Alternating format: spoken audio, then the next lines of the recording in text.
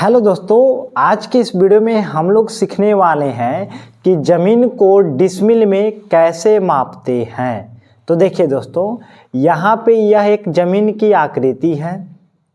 अगर मान लीजिए कि इस ज़मीन की लंबाई 100 फीट है और चौड़ाई 45 फीट है, तो वर्ग फीट में कितना होगा। तो देखिए दोस्तों, वर्ग फीट निकालने के लिए लंबाई गुने चौड़ाई फार्मूला होता है, या इसे इसमें गुना कर दीजिएगा तो वर्ग फीट निकल जाएगा। तो लंबाई गुने चौड़ाई करेंगे।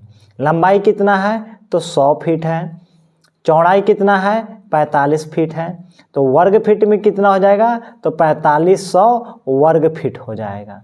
इस जमीन के जो क्षेत्रफल होगा वह 4500 वर्ग फीट होगा। अब देखिए कि एक डिसमिल में कितना वर्ग फीट होता है, तो एक डिसमिल में 435.6 वर्ग फीट होता है।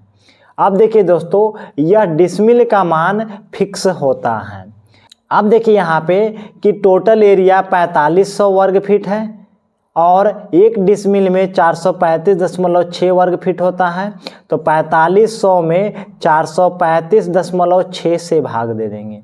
तो इससे इसमें भाग देंगे तो 10.33 आएगा, यह डिसमिल हो जाएगा। अब देखिए दोस्तों कि वर्ग गज में कितना होता है। तो देखिए यहाँ पे कि एक गज बराबर कितना फीट होता है तो 3 फीट होता है।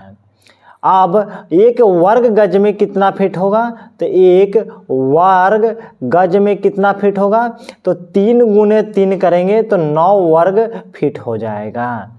अब यहाँ पे देखिए कि आपके पास टोटल एरिया है 4500 और एक वर्ग गज में वर्ग फीट कितना होता है तो 9 होता है, तो 9 से 45 में भाग दे देंगे, यानी 4500 में 9 से भाग देंगे तो 9 पचे 45 और डबल शून्य के डबल शून्य बैठा दीजिए, यह गज में होगा, यानी यह वर्ग गज में होगा।